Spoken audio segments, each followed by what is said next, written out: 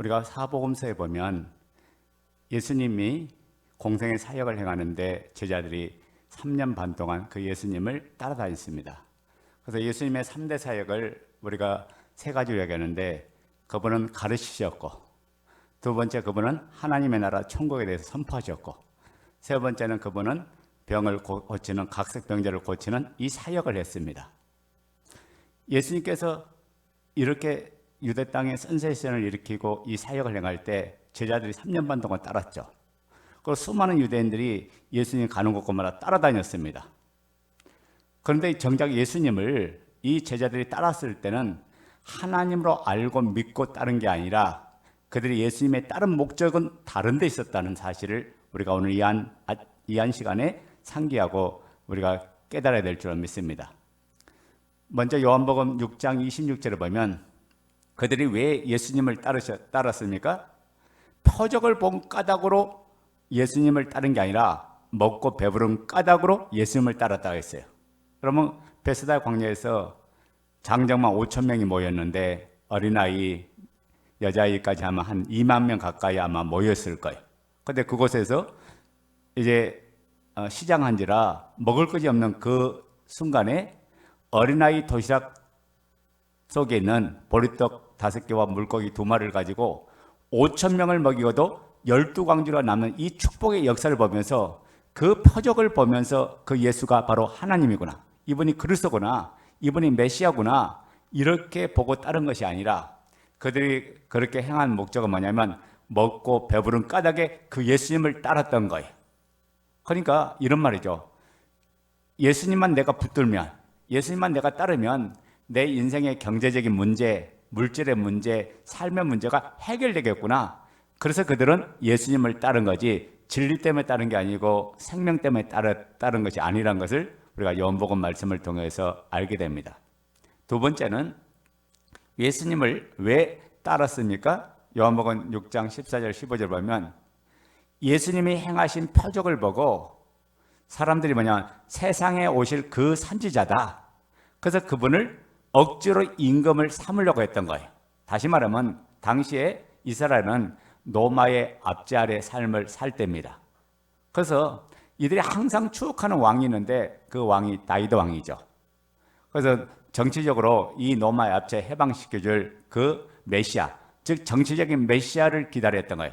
그런데 예수님이 행하신 그런 놀라운 기적과 표적을 보고 가만 생각하니까 이분이 바로 우리를 로마의 압제에서 해방시켜줄 바로 그 정치적인 메시아구나. 그래서 그분을 억지로 임금을 삼으려고 했는데 주님께서는 그들의 마음과 중심을 이미 알고 계시기에 그들을 떠나서 그들과 함께하지 아니했다고 했어요. 자, 또한 이제 세 번째는 당시에 왜 예수님을 제자들이 따랐는가를 리얼리하게 보여주는 장면이 나옵니다. 그 내용이 마태복음 20장 20절부터 24절 내용인데, 이들은 제자들이 예수님을 따른 목적은 뭐냐면 그분이 그리스도고 메시아고 하나님의 아들이기 때문에 따른 것이 아니라 그들은 권력을 정치하고 출세를 보장받고 성공을 위해서 예수님을 따랐다는 걸 우리가 볼 수가 있습니다. 그 내용을 보면 세베대의 아들, 두 아들을 둔 어머니가 와서 예수님에게 말합니다.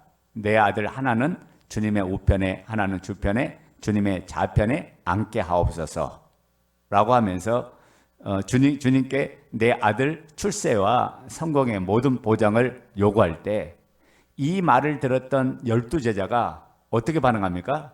두 형제에 대해서 하나같이 분노했다고 했습니다. 여러분, 그들이 정작 진리를 따랐고 생명을 따랐고 예수님을 따른 목적이 바로 하나님의 나라라면 그들은 거기에 대한 부분에 분노할 이유가 없죠. 그런데 그들은 뭐냐면 그 주님을 통해서 세상의 영광을 취하고 세상에 출세를 하고 세상의 성공을 위한 삶을 살았기에 세베대의 아들을 둔 그 어머니의 그 말에 그들은 그 두 형제에 대해서 이렇게 분노를 했던 거예요. 그러니까 당시에 예수님이 누군지를 제자들은 정확하게 알지 못했다는 걸 이야기합니다. 여러분, 오늘 우리가 신앙생활을 하는데 예수 그리스도를 정확하게 알고 믿고 신앙생활을 하지 않으면 그분이 나의 주여 나의 하나님이라는 이 고백을 할 수가 없고, 그리고 그분의 통치와 다스림 속에서 신앙생활을 멋지게 할 수 없는 거죠. 오늘 우리가 그분을 나의 주로 믿을 때, 그분을 나의 하나님으로 믿을 때 구원이 일어나고 이제 생명이 일어나고 그분 안에서 주는 영생의 풍성한 은혜를 날마다 경험할 줄로 믿습니다. 그러니까 신앙은요, 그분을 나의 주로, 나의 하나님으로 모시는 게 신앙생활이에요. 이것이 되지 않으면 우리가 세상 속에서 전혀 바꿀 수가 없어요. 바뀌지 않아요. 예수님만이 나의 주인이 될 때 세상에 얽매이지 않고 세상의 환경에 끌려다니지 않고 세상에서 이기는 가장 멋진 하나님의 사람으로 변화되고 새로워지는 줄로 믿습니다. 오늘도 이 복음의 말씀이 여러분의 삶 속에서 열매 맺고 결실 있고 풍성한 은혜를 누리기를 주의 이름으로 축원드립니다. 할렐루야. 자, 오늘은 여기까지 하고 내일 또 다시 만나기로 하겠습니다. 감사합니다. 샬롬.